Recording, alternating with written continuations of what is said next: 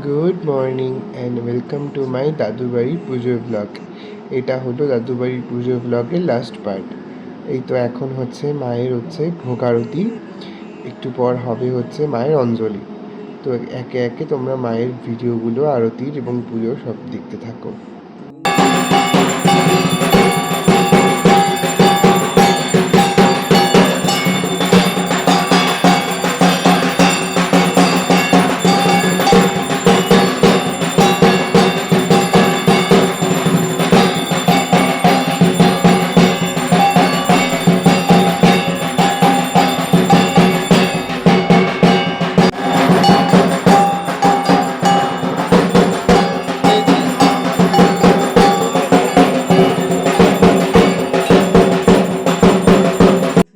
এই তো এখন হলো কর্পূর আরতি।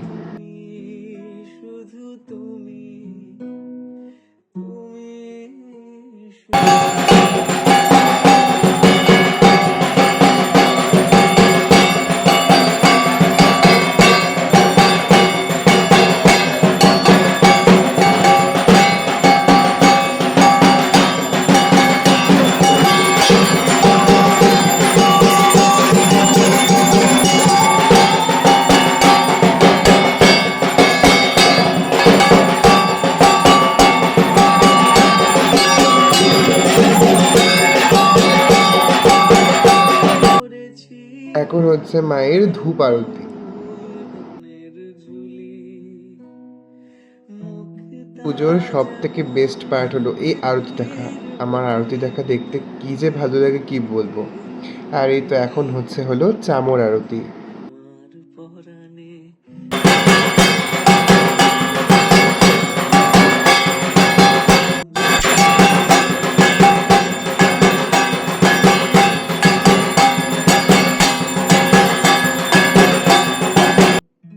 এই তো আরতি শেষ, এখন ব্রাহ্মণ দাদু সবাইকে শান্তির জল দিচ্ছে, আর এদিকে আমরা অঞ্জলির জন্য সবাই হাতে হাতে ফুল নিয়ে নিচ্ছি। ব্রাহ্মণ দাদু খুব নিষ্ঠা করে অনেকক্ষণ সময় ধরে পুজো করে। মোটামুটি একটা কালী পুজো হতে যতটা সময় লাগে ঠিক ততটাই সময় নিয়ে কিন্তু ব্রাহ্মণ দাদু মায়ের পুজোটা করে।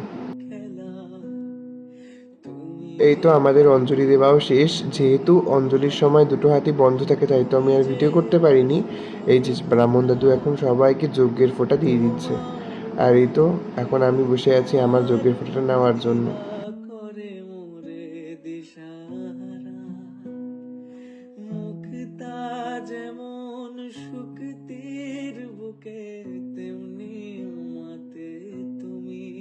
এই তো পেয়ে গেলাম চরণামৃত, এখন এটা খেয়ে উপোসটা ভাঙবো।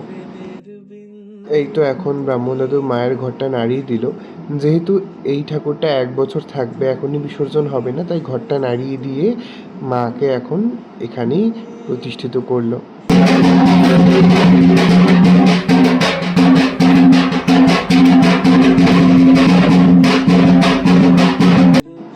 বিপত্তারিণী পুজোর সব থেকে আসল জিনিস যেটা তেল সিঁদুর। এই তো এখন সব এয়স্ত্রীরা একে অপরকে তেল সিঁদুর দিয়ে দিচ্ছে।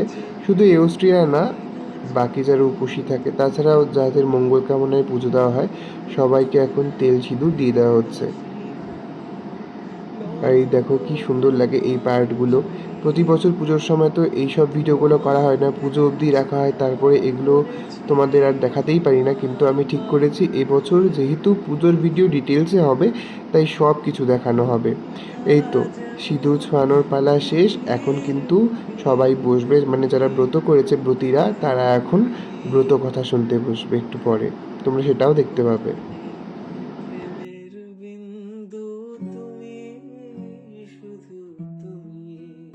সমস্ত ব্রতীরা কিন্তু বসে বসে মনামানির পাঠ করা ব্রত কথা শুনছে এখন। পুজো তো প্রায় শেষ, আর ওই যে আমাদের টুকটুকি দেখো দাঁড়িয়ে দাঁড়িয়ে আমার ভিডিও করা দেখছে। পুজো হয়ে যাওয়ার পর দেখো মায়ের মুখটা কি হাসি হাসি আর স্নিগ্ধ লাগছে না? এবছরের মায়ের পুজোর যে ডেকোরেশনটা করা হয়েছে না, ওটাতে যেন এবছর মায়ের ওই জায়গাটা আরও ঐশ্বরিক লাগছে। এই তো আমাদের পুজো তো শেষ, এখন প্রসাদ খাওয়ার পালা। সমস্ত ব্রতীরা বসে গেছে সবার আগে প্রসাদ খেতে। আর এই যে আমার মা গরমে অস্থির হয়ে এখন সমস্ত চুড়িদার টুড়িদার ছেড়ে এখন জাতীয় পোশাকে চলে এসছে। আর এই তো এখন আমিও বসে পড়েছি প্রসাদ নিয়ে। এই তো খাওয়া দাওয়া শেষ করে এসে একটু এখন সোফায় বসলাম, আর তোমাদের দেখাই মায়ের মুখটা কি সুন্দর লাগছে দেখো। আর এই যে মায়ের সামনে একটু বসলাম হচ্ছে ফটো ভিডিও করতে। সময় তো পাইনি ধুতিটা পরার, যেহেতু গরম লাগছিল তাই এর জন্য এখন এসে এই নিমিকে বললাম, নিমি আমি ধুতিটা পরে বসি, তুমি একটা ফটো তুলে দাও। আর এই তো পুজো যেহেতু এবার একটু আগেই শেষ হয়ে গেছে, তাই আমরা একটু রেস্ট নেওয়ার সময় পেয়েছিলাম। আর এই যে এখন কিন্তু দেখো শুরু হয়ে গেছে লোক আসা, আস্তে আস্তে লোক এখন আসবে আর খাওয়া দাওয়া কিন্তু শুরু হবে। মেশোরা এই যে খাবার দাবার এখন দেবে, চেয়ার টেবিল পাতা হয়ে গেছে, এখানে কিন্তু লোকজনেরা বসবে। এই তো আস্তে আস্তে এখন লোকের ভিড় হওয়া শুরু হয়ে গেছে। তবুও যেন এবছর আমাদের মনে হয়েছে যে এবছর হয়তো লোক সংখ্যা একটু কম হয়েছে, কিন্তু না, আসলে অন্যান্যবার তো পুজো হতে হতে বিকেল হয়ে যায়, সন্ধে হয়ে যায়, তো তারপর একবারে লোকের ধুমটা পড়ে যায়। কিন্তু এবার না, লোকের ধুমটা একটু আস্তে আস্তে পড়েছে, মানে গ্যাপে গ্যাপে লোক এসছে। এর জন্য মনে হয়েছে যে এবছর লোক কম এসছে, কিন্তু তাছাড়াও এবার কিন্তু যতটা লোক হয় ততটাই লোক এসছে। অন্যান্যবার সবাই একসাথে ঘরটা গরম হয়ে যায়, অনেক লোক একবারে হয়ে যায়, তখন একদম ঘরটা একদম কার্বন ডাইঅক্সাইডে ভরে যায়, ওর জন্য ওরম মনে হয়। আর এই তো এদিকে এসে দেখি নিমি এখন বসেছে প্যাকিং করতে, যারা নিয়ে যাবে তাদের জন্য। এই তো এখানে নিমি, আমি, মা বসে বসে গল্প করছিলাম, কিন্তু যেহেতু অনেক লোক চলে এসেছিলো আর প্যাকেটিং করতে হবে অনেক তাড়াতাড়ি, ওদিকে মনিও ভাইকে খাওয়াচ্ছিল, তাই তাড়াতাড়ি করে এখন নিমিকে সাহায্য করতে আমি বসে পড়লাম। আর মনিও তারপর ভাইকে খাইয়ে দাইয়ে বসে পড়েছিল এখানে। আমরা তিনজন মিলে তারপর হাত লাগিয়েছি। এই তো তোমরা এখন দেখো আমরা তিনজনই মিলে এখন বসেছি প্যাকিং করতে। আর এদিকে আমি মাকে বলছিলাম, মা একটু ভালো করে ভিডিও করে দাও, তাহলে এই ভিডিওটাও থাকবে যে আমরা কাজ করেছি। তো মা তো পারছিল না, তার জন্য তারপর আমার দাদু, এই যে এটা হচ্ছে আমার আরেকটা দাদু, দীপা কাকিমণির বর। তো দীপা কাকিমণি হচ্ছে আমার দিদা, কিন্তু আমরা কাকিমণি বলেই ডাকি। তো ওই দিদারই বর বিলু দাদু এই যে এখন ভিডিওটা করে দিচ্ছে। আর এদিকে আমরা এখন প্যাকিং করতে ব্যস্ত। এই একটা দাদু বাড়িতে দেখি প্যাকিং করতে করতে আমরা তালই পাই না, এদিকে প্যাকিং করছি আর এদিকে মনা মেশো আর রাকেশ মেশো এসে প্যাকেটগুলো নিয়ে যাচ্ছে। মানে প্যাকেট করছি আর শেষ হয়ে যাচ্ছে, মানে কী করে যে শেষ হয়ে যাচ্ছে বুঝেই পাই না আমি। আর কালকে রাতে আমি নন্দুর সাথে ঘুমিয়েছিলাম, নন্দু সারা রাত্রি এসি চালিয়েছে, আর ওর জন্য আমার এত সর্দি লেগেছে। আমার কিন্তু সর্দি সারা বছর লেগেই থাকে, কিন্তু তাও আমরাও তো বাড়িতে এসি চালাই, কিন্তু সারা রাত্রি এসি চালিয়ে ঘুমাই না, মাঝে মধ্যে বন্ধ করে দিই। কিন্তু নন্দু এত পরিমাণে এসি চালিয়েছে যে আমাদের আর মানে রক্ষা নেই, আমার একদম সর্দি লেগে গেছে, সারাদিন আমি হাঁচো দিয়েছি। আর এই তো তারপর আমি ভাবলাম যে মনিকাকে প্রসাদ দিয়ে আসি, প্রতিবারই দিয়ে আসি, তো এই যে এখন মনিকের বাড়ি যাচ্ছি প্রসাদ দিয়ে আসতে।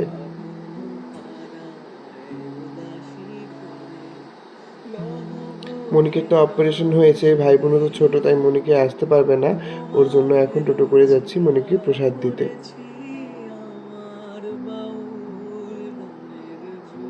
এই তো দেখো আমি এসছি শুনে বিচ্ছুটা এসে ব্যালকনিতে ছুটে এসছে আমাকে দেখার জন্য।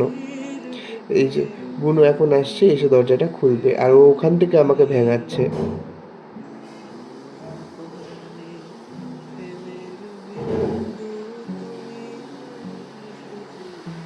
এই তো চলে এলাম, এসে মনিকেদের এই যে প্রসাদটা দিলাম। টোটো দাঁড়া করিয়ে রেখে এসেছি, যেহেতু অনেকটা রাত্রি হয়ে গেছে, প্রায় 11:30টার মতো, যেহেতু টোটো পাবো না। এই যে এসে দেখলাম মনিকে পিছন বসে বসে ওই যে বিপত্তারিণী পুজোর সুতো বাঁধছে। তো এই যে দেখো আমি কিন্তু এখানে এসে মনিকের হাত থেকে সুতোটাও পেয়ে গেলাম, সুতো তো না বলতে হয় না, মনিকে দিল তাই বেঁধে নিলাম। কোনো বছর কিন্তু আমি দাদু বাড়ির পুজোর সুতো পাই না, কারণ ওটা তো বাঁধতে বাঁধতে একটু দেরি হয়ে যায়, কিছুদিন পরে ওটা দিদা ধীরে সুস্থে ফাঁকা হয়ে করে, তো তারপর পেতে পেতে ওটা অনেক দেরি হয়ে যায়। কিন্তু এই যে এবছর কিন্তু পেয়ে গেছি সুতোটা। আর এই তো বাড়িতে এসে লাস্ট বেসে বসেছি হচ্ছে আমি, মা, রাকেশ মেশো, পুকু মামা, এই কমল কাকু, আর হচ্ছে মনা মেশো আমাদেরকে খেতে দিই, কিন্তু তারপর বসবে। এই যে আজকের যে লোকজনের খাবার অ্যারেঞ্জমেন্ট ছিল, সেখানে ছিল হচ্ছে পোলাও, আলুর দম, ওটা আলুর দমই বলে হয়তো, আলুর ওটা কী করেছিল, আর তার সাথে ছিল পটল পোস্ত, পাঁপড় ভাজা, চাটনি, পায়েস আর মিষ্টি। এই তো আমরা খেতে খেতে না ওদিকে ঝড় শুরু হয়ে গেছিলো। দাদু বাড়ির পুজো তো বৃষ্টি হবেই, প্রতি বছর এটা নিয়ম। এবছর তো খুব একটা সকালের দিকে বৃষ্টি হয়নি, এই যে আমরা খেতে বসেছি তখন কিন্তু বৃষ্টি কিন্তু শুরু হয়ে গেছে। তোমরা দেখলে বুঝতেই পারবে কি জোরে হাওয়া হচ্ছে, প্লাস্টিকগুলো সব উড়ে বেড়াচ্ছে। আর এই তো এভাবেই আমাদের দাদু বাড়ির পুজোর দিনটা কেটে গেল। সবাই এখন আমরা বসে বসে লাস্ট মুহূর্তে গল্প করছি। তো এই ছিল এবছরের দাদু বাড়ির পুজোর ব্লগ। আশা করব ভিডিওটা তোমাদের খুব খুব খুব ভালো লেগেছে। তোমাদের সাথে দেখা হবে অন্য কোনো সুন্দর একটা ভিডিওতে। ততক্ষণের জন্য সকলকে টাটা, বাই।